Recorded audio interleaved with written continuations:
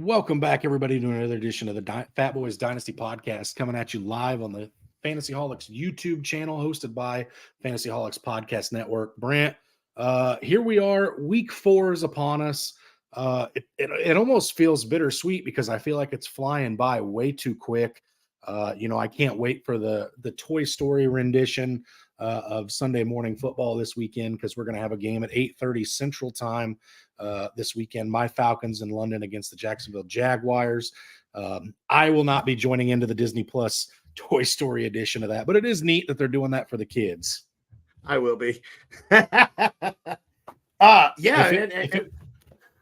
ahead. If it wasn't my team playing, Brant, I'd probably watch it too, just to have something to do with the kids, but I couldn't handle saying several choice words about Desmond Ridder in our pass blocking while they're cute little like squeaky penguins with where their voice box is broken. I couldn't do that. I hear you. Yeah, man, we're going into week 4. The season's flying by. Let's talk about this crazy week 3 just a little bit before we really dig into our cast. 70 points put up by Miami. Who would have thought that? The Denver's defense has always been pretty decent. Got 70 put on them. And the one thing I want to say about that game too is Denver's offense didn't look bad. Sutton had a pretty decent game. I think Russ went for over 300. I'd have to go back. I think he maybe threw one interception. Their offense looked very competent of staying in games. What happened on that defensive side of the ball that was just crazy? And then you got what? Arizona upsetting Dallas after. Well, I am sorry, guys. We will both stand here and apologize. We told you guys all to sit James Conner. I absolutely apologize to you for that one. Nobody could have seen that coming. I'd sit him again against the Dallas Cowboys, Brand. I'm sorry. It's just not something I'm willing to roll the dice on. But yeah, you're right. And the craziest thing about the Miami Dolphins and Tua's performance, which first of all, can we just go out and say Tua's silencing a lot of the haters right now? But he does all this without Jalen Waddle, who's a top 20 wide receiver in the National Football League. Goodness, I'm not sure it changes the score at all, but things are certainly different if Jalen Waddle's playing. That's just incredible. I'm not sure we'll see that happen again anytime soon. That Dolphins team. Brant, tell me how much fun it would be to watch the Miami Dolphins offense against the San Francisco 49ers defense right now. I just feel like there's a chance it's going to happen. Like if they keep both playing at the level they're playing at, that's a high chance. That's a high chance you could see me filling my addiction on picking who's in the Super Bowl. Absolutely. Hey, listen, it's week 3, but we have a pretty good sense of who's a pretender and who's a contender at this point. We saw some undefeated teams get beat this week. I think we just have the Eagles, the Dolphins, and the 49ers left as undefeated teams. I believe that's it. And Brant, I've watched at least one game now that the Eagles have played in. I think the Eagles are fairly beatable. I think there's a chance they get beat at some point. Coming up, every game they've played, the other team's been in the game. Yeah, absolutely. That's just a team that just never pulled away. But that's enough talking about recapping week 3. Let's get our bibs on. Let's see. And let's see.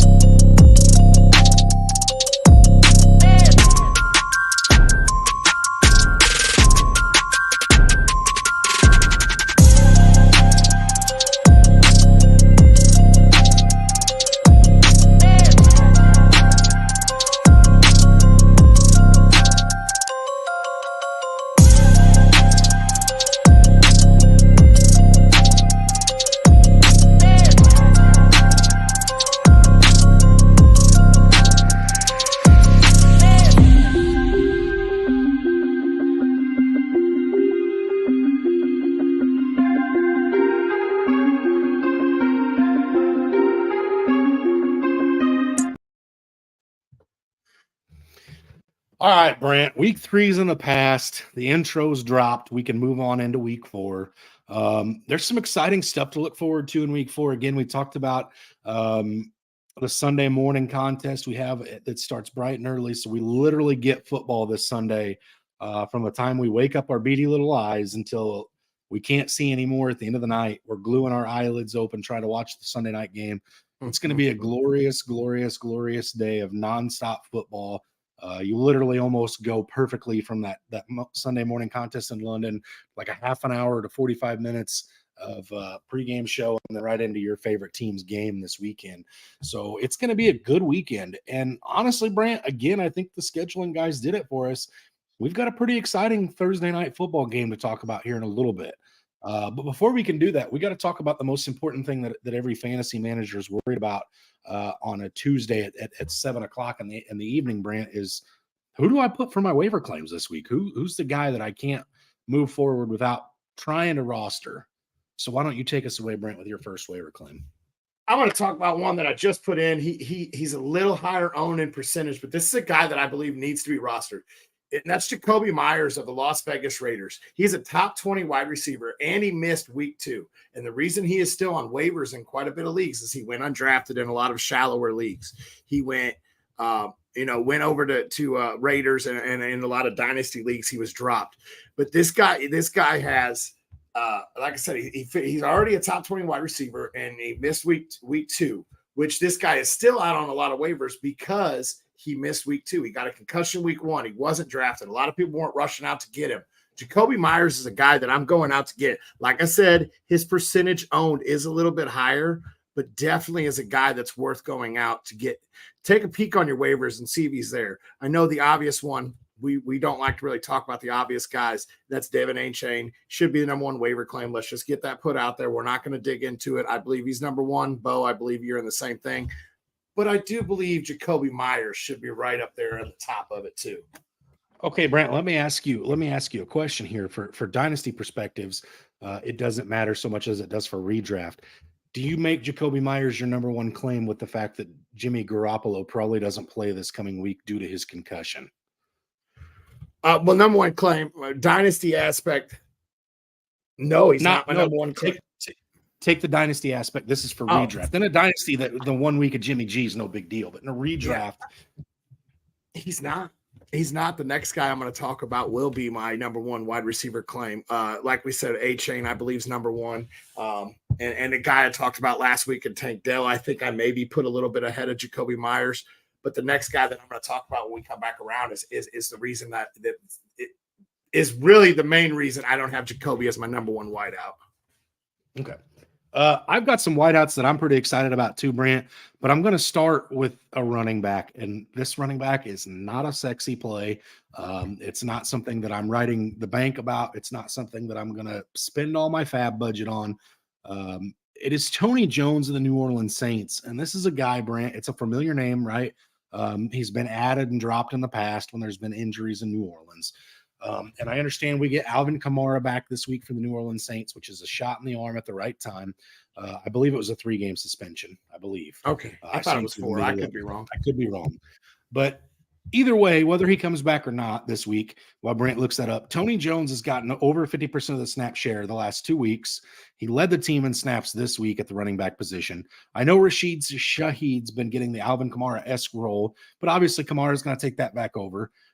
And Tony Jones is still going to be that guy that is between the tackles moving forward. What'd you find out, Brant? It's only 3 games. I only looked that up because it does benefit me. I've been sitting there just staying afloat in one of my leagues, and I thought it was 4. I'm so happy it's only 3. Yep.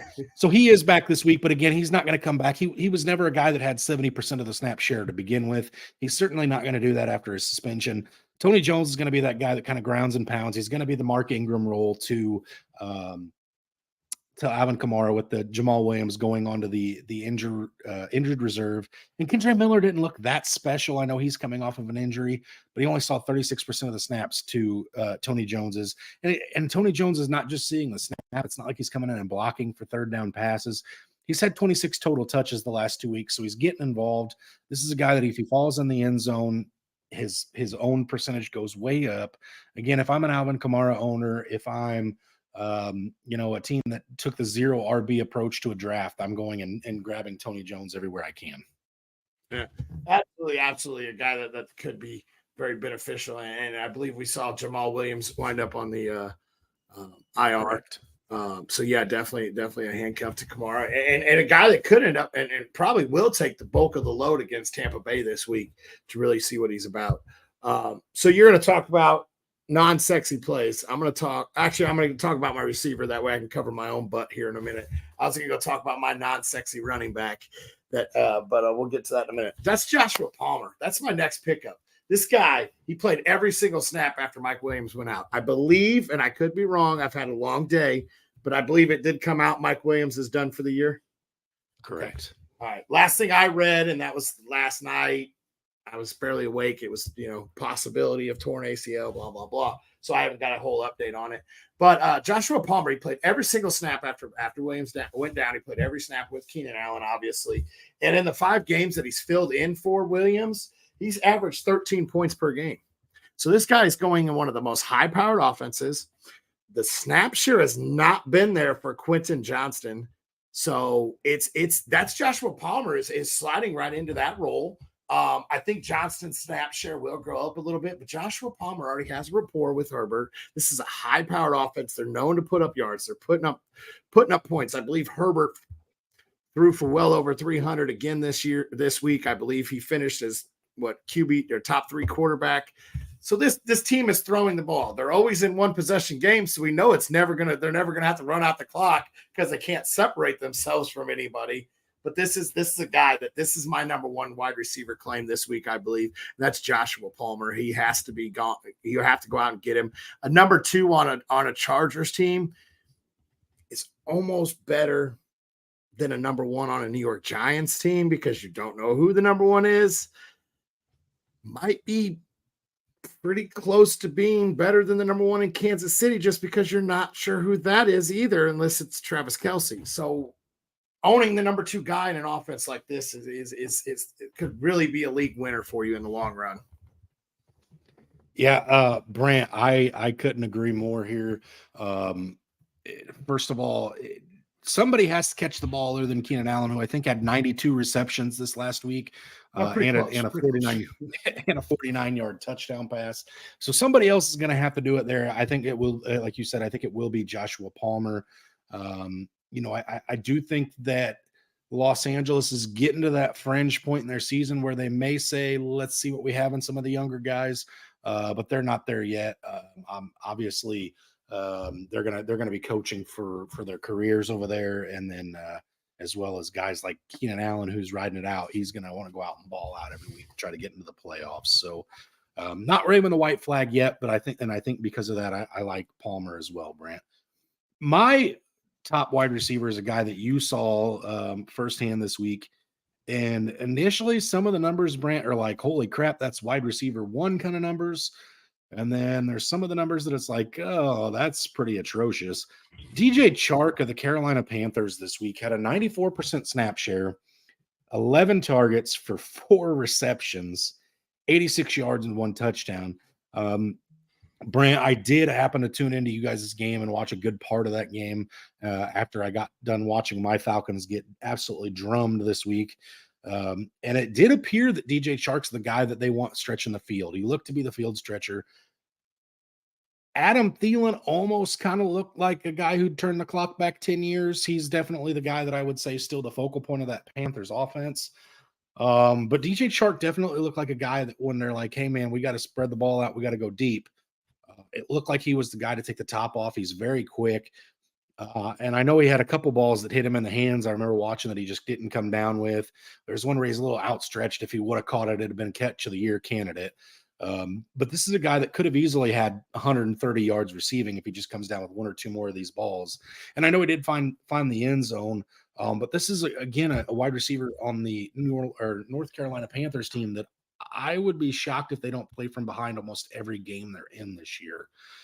So there is value in DJ Chark. And again, Brant, he's owned in just over 50% of most leagues. So even in some dynasty leagues, he's still out there. And sometimes decent wide receivers on a bad football team translate well to fantasy value for us in PPR leagues. And again, 11 targets is sexy. 4 receptions, not so much. But there's the 11 targets shows me it's somebody with a snap share. It's somebody that I'd like to own and potentially roster in a league if he's available and I have the bench space. Absolutely, absolutely. I'm not going to chime in too much with that. He absolutely looked good, and we got torched by two wide receivers pretty much this week. But we did have a makeshift secondary. Don't worry, Mister. I cry about every single injury, and I think I stubbed my toe Saturday morning prior to his game. Will be back this week for us on Monday night. Jamal Adams. Oh, sorry, had to vent a little bit. But yeah, no, DJ Chark's a guy, and you're only a few years removed from where this guy was being talked about, a top 24 wide receiver. He did his thing down in Jacksonville, I believe it was, prior to him moving over to Detroit. This guy's only a few years removed from being the number one. Who was his running mate in Detroit, Brant? Who was the wide receiver 1 to his 2? I don't know. Kenny Golladay was in New York by that time. Okay, all right, fair enough. They brought Chark in to replace Golladay. Okay, all right, fair enough. Okay. Speaking of Detroit, we're only 1 month removed. This is a little low key one. 1 month away from Mr. Jameson Williams coming back. You got room on your benches, go stash that guy. That's a guy that in about 2 weeks, everybody's going to be racing to the waivers. So if you're going to get a chance, I know you and me both believe in him. They're in a top 5 passing offense. This one just kind of popped in my head when you said Detroit, but this is a guy that's on a lot of waivers. I've held on to him since the draft in 2 of my leagues, and I'm excited to see what he can do in that kind of pass offense. Now, let's get back to a guy that may take 2 weeks to really get established as a fantasy. I really hope not. I'm knocking on wood as I talk about this. And that's Zach Charbonnet. The man looked phenomenal this week. I was a little off on him a little bit after watching the preseason. And week 1, he just seemed to be hitting the holes bad. He was running up people's bums. He wasn't getting in the open field. This last week and this week, he really has shown the fact that Seattle trusts him in the real short yardage situations. And the third down, he's blocking. He's getting there. He's moving the ball. He's spilling Walker. I think that Zach Charbonnet is a guy. He saw 43% of the snaps. He is definitely the clear handcuff to Kenneth Walker. He's a guy that needs to be on a roster because if something does happen to Kenneth Walker, who does have past injuries, this is the guy that will take over a bulk, and you could be talking about a top 10 running back from there on out. Okay. And again, if I'm going to go pick up a guy like Zach Charbonnet, I'm going to take the words of a Seahawks fan because you're going to be a little more intimate to the situation than I am. And again, I know you're an owner of both players in a couple leagues, so I do watch UCLA backs a little closer too. If you listen to the Fatboyz for a few years, I've been in on quite a few of them. I'm not going to judge you and go off of your past UCLA love. But this one I will, since it's Seattle. I'll give you this one. Here's a guy that I was infatuated with when he came out of college, Brant. This is a little speedster wide receiver from the University of Memphis. Calvin Austin of the Pittsburgh Steelers. This is a guy that I picked up and stashed on a taxi squad in our home dynasty league for a year and ended up dropping towards the end of his rookie campaign, not expecting him ever to do things. But I will say, Brent, one thing that I know to be fairly true for the most part is the Pittsburgh Steelers don't miss on wide receiver prospects. And Calvin Austin's kind of coming out saying, hey, guys, this is still true. And I think a big part of that, Brent, is due to the fact that Kenny Pickett likes him. And I saw these numbers after week 2, and I was kind of shocked by it. And I almost brought him up after week 2, and then I saw the numbers from week 3, and I couldn't help it. He had 6 targets week 1, 4 targets week 2, and again 6 targets last week. And I understand this is not a point per target. Most people don't play point per target. We play point per reception. But this is a Pittsburgh team that's still trying to find their groove.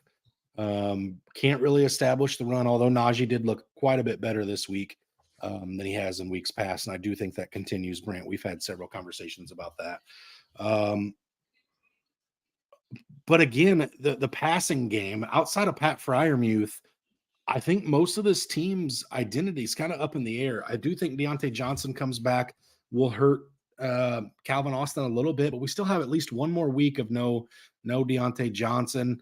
So I'm interested to see if Calvin Austin can carve out another week's role. If this guy gets another 6 targets or even more this coming week for Pittsburgh, it'd be really hard for me to see him coming out of the lineup just because Deontay Johnson comes back. I like what Calvin Austin brings to the table moving forward, Brant.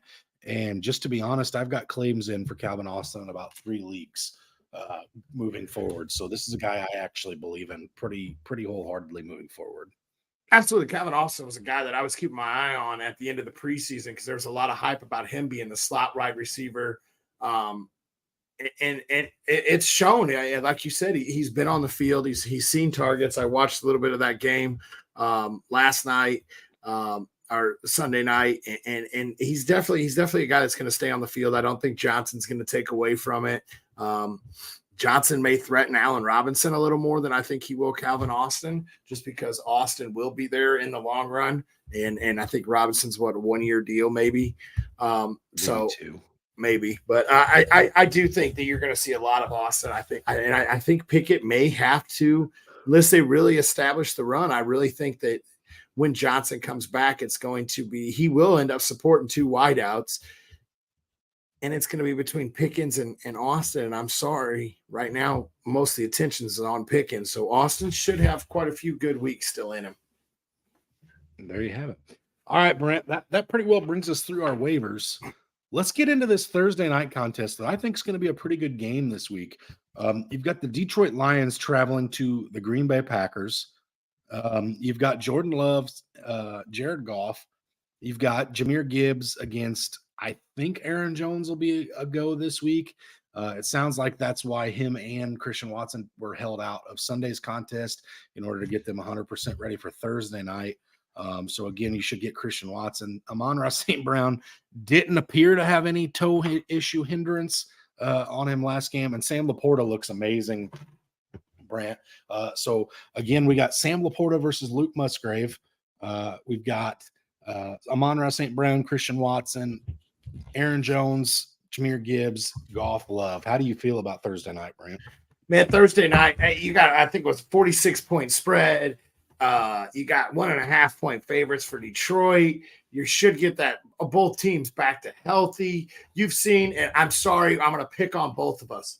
You've seen that run defense that Detroit's bringing. They held Bijan, who I will say has looked a lot more impressive, seeing a lot more touches than I did expect right out of the gate. They held him to 10 rushes and only 33 yards on those rushes. We've seen this man. We saw him just torch the Green Bay Packers on one run, probably for more yards than 33. And then the week prior, I think it was 18 carries for 25 yards for Kenneth Walker. And then look what Kenneth Walker just did this week with the exact same line. That rush defense is no joke in Detroit. So they're going to have to force Love to really air that ball out. This game is actually going to be a little more interesting than I thought until I started really looking at that defense. I think they're going to be able to shut down Jones, and Dylan hasn't done a whole lot anyways. But I think they're really going to be able to shut down that run defense or that run game and really force this game to end up possibly turn into quite a bit of a shootout. Yeah, I definitely think this is going to be one of those games where we see points put up on the board. I do think the defense will both be playing, head down, pin the ears back, and go after it, just because it is a divisional matchup. But it's in Lambeau on Thursday night. Green Bay is going to be going nuts for this game. I think, Brent, this is going to be one of those kind of games that it's like, I can't believe Thursday night football was so bad last year and we get stuff like this year. I think that's going to be one of those games. I think you're going to see great plays. I think you're going to see good catches, great defensive plays. I'm just excited for this Thursday night, way more so than I was Niners Giants going into last week. That was like a puke fest. Thank God that the NFL world is sparing us. We got like 14 days without Lions football, 13 days, something like that. We don't have to watch, the Giants football team. We had them Thursday last week. We don't have to see them again until this coming Monday. So it's a blessing because that offense has been pretty putrid so far. But yeah, I think you see Jared Goff come out. He's proven everything to me and more. He's him. He's the right guy to be leading that Detroit offense. He looks poised. That that team's really young. Everybody kind of looks to him, and he again. Just watched him torch my team this week, who's defensively been pretty good. And yeah, there was several times where I'm screaming, "Where's the defender at?" And you're watching little subtle head fakes from Goff, and he's selling a route with his eyes, and he's throwing a deep ball to wide open Sam Laporta in the back corner. So, I mean, he's selling his run fakes phenomenally to where Taylor gets a roughing the passer on a rush play. Oh God, that was so. I was embarrassed for that man. But one of the big things about the Green Bay defense, and I don't know if you noticed this either, Jair Alexander didn't play this past week. He was the Sunday. I was talking to a Green Bay fan, and I noticed that he didn't play. And he said, yeah, it came out like Saturday night that he was all of a sudden questionable. And then all of a sudden Sunday, he sat. What's going on with that? What's going on with him? Is it a contract situation? Is he actually hurt? If he doesn't play, Goff could end up having quite a great night, because that's one thing you don't have to worry about is Alexander. So definitely keep an eye on that. Any Green Bay fan that I may have missed something, please don't hesitate to comment on this video. Let me know what I missed about Alexander if you do see this, because it was a shock to me, because you and me both were talking about who was Alexander going to shadow in that game, and then I turned the game on and he was out. So please, if I'm missing something, please let me know. I love to be corrected. I ain't gonna lie. I normally don't get too upset unless you start calling me, names like Bo does. Those are pet nicknames. We'll leave those for behind closed doors. All right, Brant. So let's get into this. Underdog, you and I have been pretty good this year. We'll have to tally it up at some point, but we're hitting more than we're missing. I know this Sunday was a little rough for you, but we're still hitting more than we're missing. So again, and let's be honest, when Underdog's giving you free money to play with, it's okay to get them wrong every once in a while. Again, if you use that promo code HOLIX on Underdog, they'll match your initial deposit up to $100, or double it, up to $100. So you get plenty of money to play with on the season, and it's okay to be wrong. You don't have to hang your hat on it. You move on to the next week, or heck, if you're a degenerate like Brant, you just move on to the next game, right? Yes. So, listen, I even got myself back into it to playing a little bit this weekend. So outside of Underdog, that is, and that's not like me. So I've been bitten by it. I've got to find ways to make these games a little more appealing. So let's get into these plays of the week. Brant, you ready? Yeah, let's do it.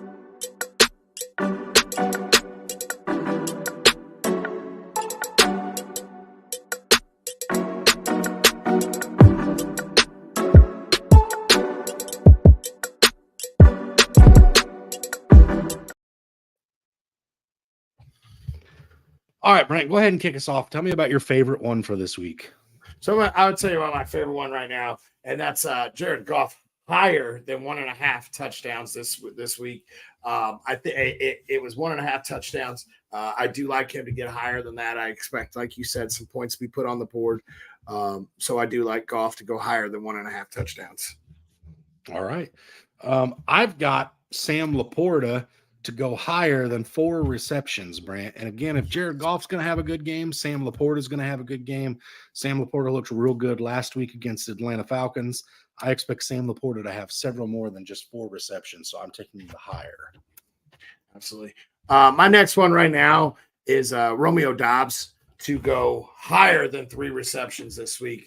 And one reason I do like this is the fact you get it at 3 receptions, so you can get a push and still make a little bank because it's not counted as a loss. So at 3 receptions, I like Romeo Doubs. Higher. And even if Christian Watson plays, Brand, I still think I like Romeo Doubs this week. I'm going to flip the script a little bit, and this is going to be something we haven't seen a whole lot this year. Brant, you and I were just talking about it pre-show. The running back totals aren't up right now for the running backs because nobody's really sure who's playing for Green Bay, who's not. So I went a little different route here, and maybe I'm just way out in left field for this. But I actually took Quay Walker, the linebacker there for the Green Bay Packers, to go over 8.5 tackles and assists. So he doesn't even have to make the play by himself. This is a guy that's had 17 in a game already this season. He's going to be all over the field. I look for Quay Walker to be plenty involved. He came back from injury week 2 against the Falcons. I think he saw somewhere around 85 to 90% of the snap last week. He should be in for more than that this week. And I look for him to be flying all over the field and making plays. Absolutely, absolutely. I like that pick. Guys, like Bo just alluded to, the running back totals are not up. Be on the lookout. I'm going to tell you guys right now, I'm going to try to be all over this over the next 2 days. And if these come out, be on the lookout on the Fantasy Holics page or on the Fatboyz page. There's a good chance that this fat boy, my degenerate self, there's a good chance that you could see me dropping a little sneak play for you guys to get in on. I will be keeping an eye on it. It's not that hard to keep an eye on when you're a degenerate and you're looking to see what kind of games are on anyway. So you just poke over to the NFL, but there's a good chance you could see this fat boy dropping a little sneak play. So if you're tailing us, I will be trying to drop some of those plays because I like and dislike the running game in this, the running games in this matchup. So definitely keep an eye out for that. The only part of it that'll be hard for you, Brand, is scrolling back to football from women's Korean over 60 basketball that you're listen here. That's how you got to break even in the middle of the night. All right. You got to go to sleep. All right. Listen, we're not here to judge. This is a we're not here for Let me check this out now. Is that a real thing? We're not here for an intervention. That's a different show for a different day, Brant. So I refuse to be on that guys, show. What do we not do with our Thursday night players, Brant? And we're not going to do it with our London players at 8:30 in the morning either. We are not flexing on Thursday, and we're not flexing our overseas game. Absolutely. That's 100% right. Those guys go into your wide receiver or your running back spots. That way you have roster flexibility for those flex spots in your lineup, guys. And again, those games are more important. You got to have lineups set early this week. You can't just, a lot of us go in and set the Thursday night lineup, and then we go in and tinker Sunday morning and set it right before kickoff. There's a chance you'll miss it. Listen, every year in these London games, we get one or two surprise players that don't end up going, whether they get sick from the jet lag or whatever. We always end up with somebody that we're like, where's so-and-so at? A few years ago, the Falcons went over and played in the Jets in London. I believe it was Julio Jones, or no, actually it was Calvin Ridley. It was right at the start of Calvin Ridley's things. They said he stayed home due to sickness, and then stuff came out, but it was last minute thing. And if you weren't up to watch the game, you would have had Calvin Ridley in your lineup and gotten a 0. So it's just something to be mindful of, to pay attention, or set your alarm Sunday. Those of you on the West Coast, I'm sorry, that's a real early alarm, but set your alarm, check your lineups, and just be ready to pivot and then go back to sleep. Absolutely. And I also want to put it out now. There's a good chance us fat boys are going to be on a little earlier this week to make sure we're there to help you with your starts and sits. I think we're going to try to get on just a little bit earlier and help out. That way we can all enjoy some football and coffee and food all at the same time early in the morning. I won't be enjoying anything. I'll be stressing because it is my Falcons. I'll just have to make sure I don't use as many curse words as I normally do when I watch them. It's all right. Wow. I can abstain. Absolutely. But as always, guys, stay hungry. Stay fat, my friends.